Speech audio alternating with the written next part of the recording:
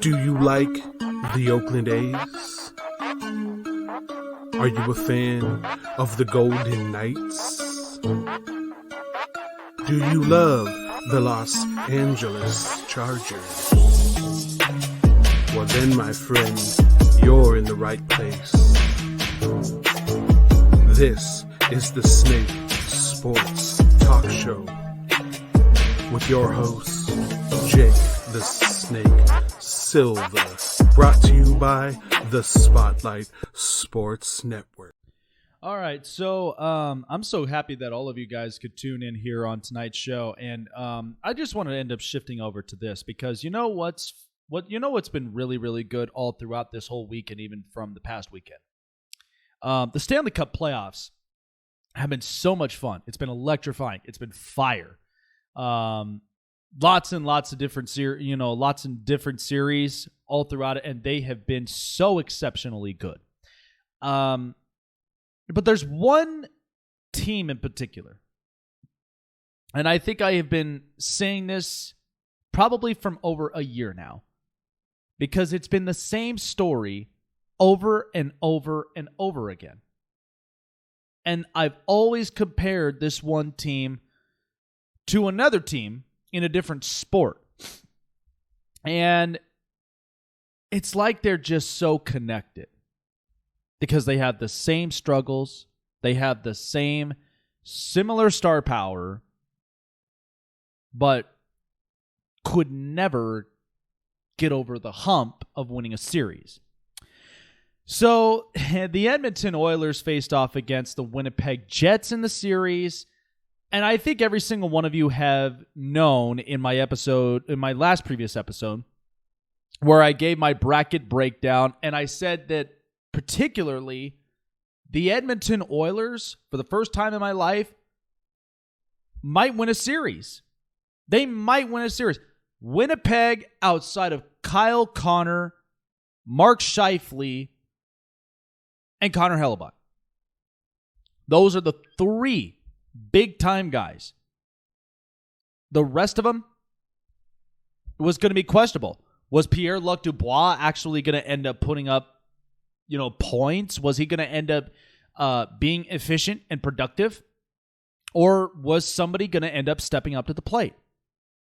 And Winnipeg, this is what ended up happening all throughout this series, and this is what's going to make me rethink what I just said about the Edmonton Oilers, because this was all that unfolded. Roll the tape. Up to the point, Logan Stanley lets it go. And was that it? Connor's a goal. Winnipeg scored a goal at 10:46. An absolute cannon goes off the blocker. The Winnipeg Jets take game one. Andrew Copp to Stastny. Stastny, a shot and they score! Paul Stastny! And the Winnipeg Jets take a commanding 2-0 series lead. Teams now. Morrissey takes a look, shoots, scores! Tie game! Josh Morrissey! It's 4-4! Tremendous performance at the same time. Here's a shot, and they score!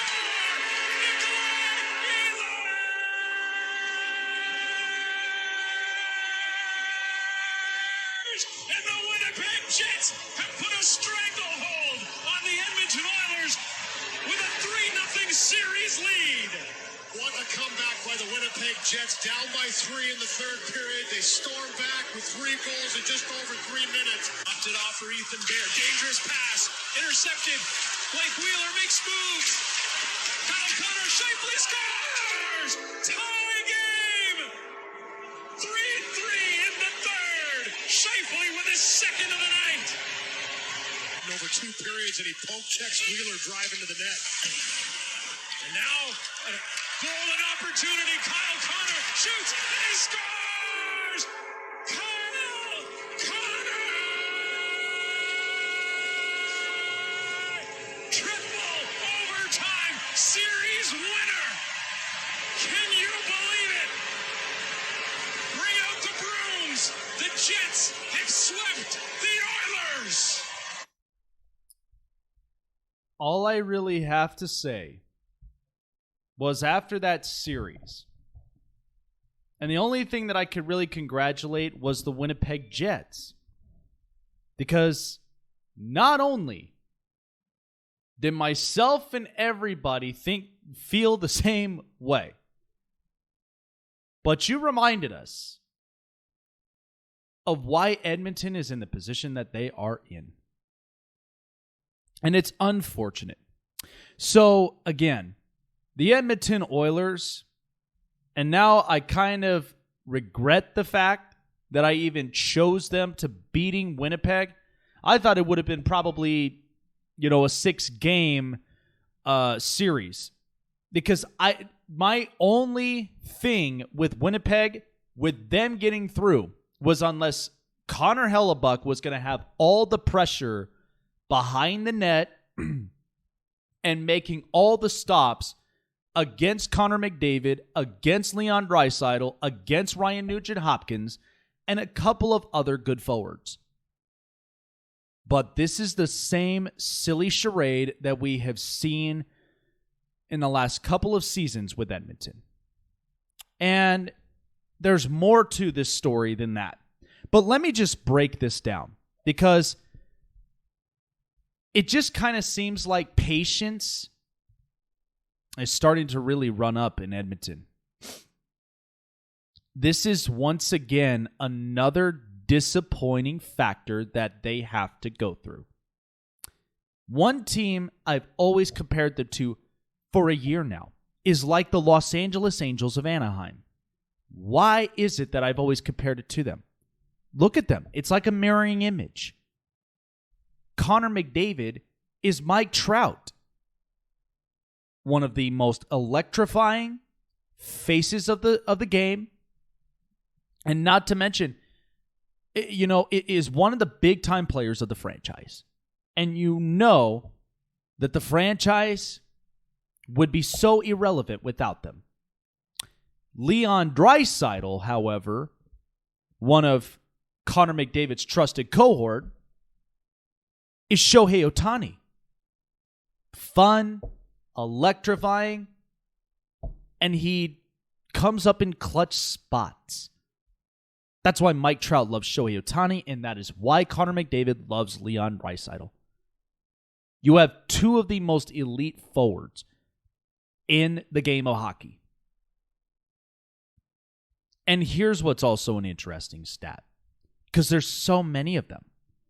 But if I had to look at exactly what happened all throughout the tenure for Edmonton since Connor McDavid has been in Winnipeg, or since he's been in Edmonton, they have made the playoffs about 3 times.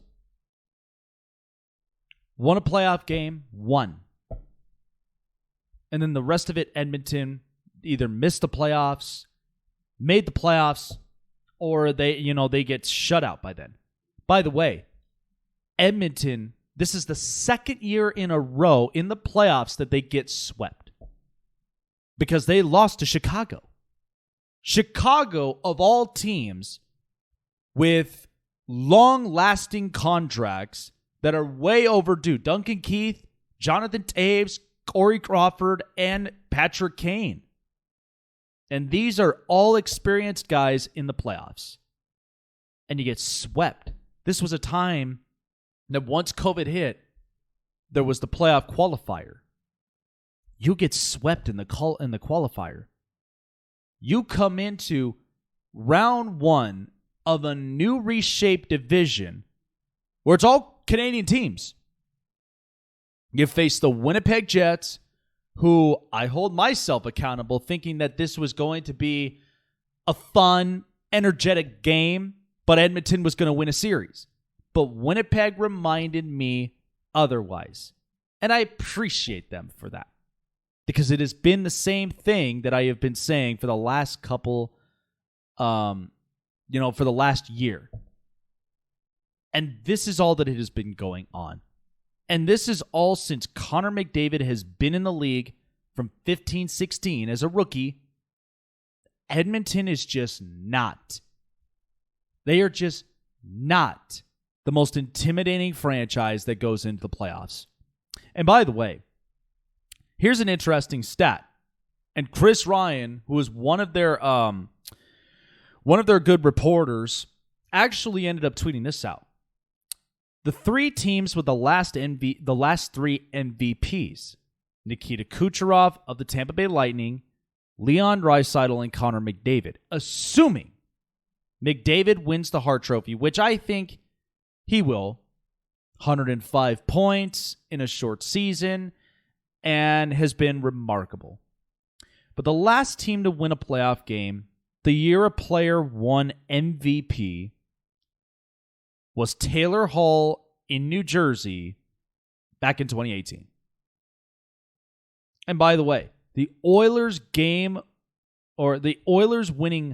one play-in game in the bubble in 2020 does not count.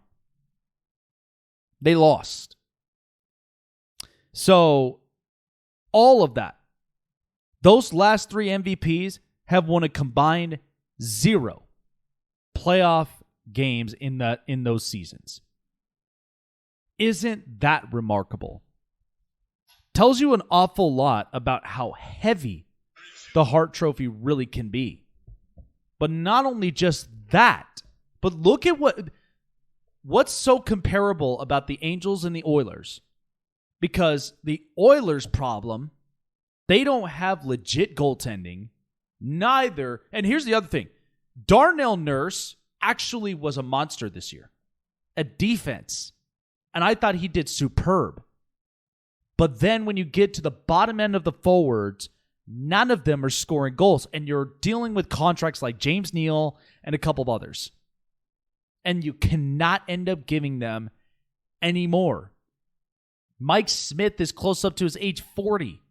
He's not going to do this forever. Mikko Koskinen is costing you games. And he's costing you goals.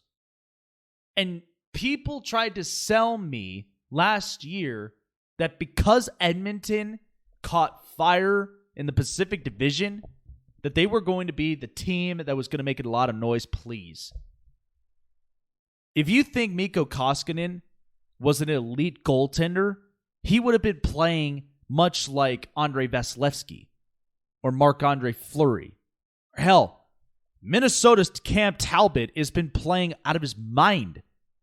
And this is just being in Minnesota, which nobody anticipated Minnesota at all to being in the playoffs, yet here they are. Or playing like Connor Hellebuck. So, I'm not buying it. The Angels' problem, you could have all the offense in the world. Mike Trout, Shohei Ohtani, Anthony Rendon, Justin Upton. But it still doesn't solve your problem at pitching. It doesn't solve your problem in your pitching staff. Outside of Shohei Ohtani pitching, your starting rotation is so flat. Dylan Bundy, who was not really the same particular pitcher in Baltimore, and then all these other young kids. And instead, they pay massive contracts to position players instead of working the bullpen, working the starting rotation. And you know what's funny? Is that beginning of the year, people thought the Angels were going to win the West. That's funny. Because why is it that Oakland has won more division titles than them? Why is it that the Houston Astros have won more division titles than the Angels? How is it that the Texas Rangers improved better than the Angels? Something to think about, folks. The Edmonton Oilers are in a position where time is running out. And you want to know what's also the best icing on the cake? One of Edmonton's greats, who started in this franchise, built the franchise to where it was. Because remember, back in the 80s, you had the dominating dynasty in Nassau with the New York Islanders. I mean, they were ferocious. They had great offense, they had really good defense, and they were intimidating. And they couldn't get past them. And he steps down as vice chairman to take on a broadcasting role at TNT with Turner Sports. Oh, yeah, that was Wayne Gretzky. Longtime great Edmonton Oiler.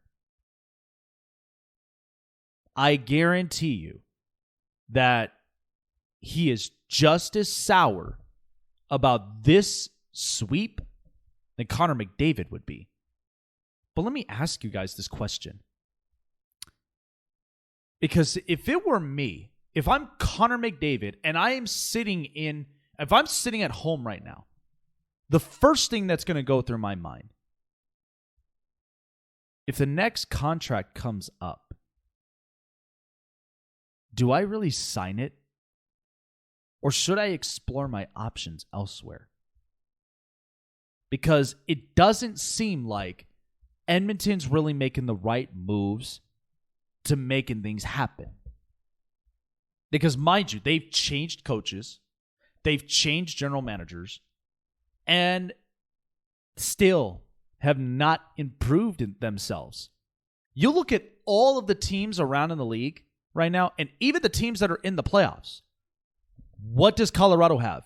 Well, not only just a ferocious offense, but they've also got Philip Grubauer and a really good goalie depth chart. You got the Vegas Golden Knights with two of the best duos in Robin Lehner and Marc-Andre Fleury.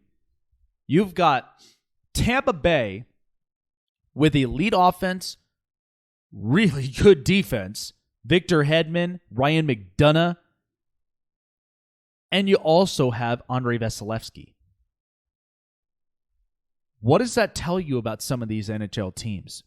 It means that in order to be a completed team that could actually make a run for a Stanley Cup final, you've got to have all the right pieces in a balanced format. Otherwise, you're going to struggle. Edmonton could have all the offense in the world because, mind you, Ryan Nugent-Hopkins had a really good year this year. Now he's an unrestricted free agent. And there are some doubts whether or not he might actually re-sign a contract. I guarantee you the second he walks, Connor McDavid is probably going to look at this thing and he's going, man, my patience is running out. We should be a better team than this. And think about it, because it almost kind of has an Aaron Rodgers feel to it. You guys want to win playoff games, but you don't want to support what I need. And this is specifically the frustrations of Connor McDavid.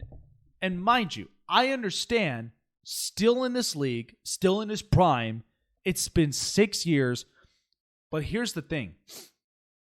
He's got triple-digit points almost every year. Almost every year. Out of the 6 seasons, I think there were 4 that he's had triple-digit points. So that tells me that a guy who's a superstar and a face of this league and the franchise, I would be doing all that I can to making that happen. And yes, goaltending is tough to come by, but it should not be this hard. Think about it. The Islanders, for one, this is what's kind of funny. In the last couple of seasons, you had the best duos in Thomas Greiss and Robin Lehner at the time. Then they move off Lehner. He goes to Chicago. They then bring in Semyon Varlamov. And still, Thomas Greiss and Varlamov were solid. Then Greiss goes to Detroit. And then in comes Eli Sorokin. And they're still solid. Maybe it's the personnel. I don't know what it may be. But I know Barry Trotz has this thing all together. But long story short, if you're Edmonton right now, I mean, you really got to think about this puppy very carefully. But if I'm Connor McDavid and I'm sitting at home and I'm looking at all of the times that Edmonton has just not made the playoffs or have not even won a playoff game or a series, the first thing I'll be thinking about is I'd be putting that contract on hold if I get offered another one. Because it comes to show how invested Edmonton really is on winning games, on winning series, and maybe potentially getting themselves back into the Stanley Cup final, which is not always easy. But if you've got the best player in the game and you've got the second best next to you, this would not be something that I would be fooling around with. I'd be doing all that I can to giving Connor McDavid exactly the support that he wants. But it's no surprise to Edmonton. That's why Winnipeg reminded you of what Edmonton looks like. They know it right off the bat. And again, Connor Hellebuck is an elite goaltender. He knows this. And he's got, out of the three, Scheifele, Blake Wheeler, and Kyle Connor, and a bunch of others, that's what reminded you exactly what it's all about. It ain't always just about the superstar tandems, but it's all about putting everything in ideal, balanced harmony. That is something Edmonton has yet to figure that out.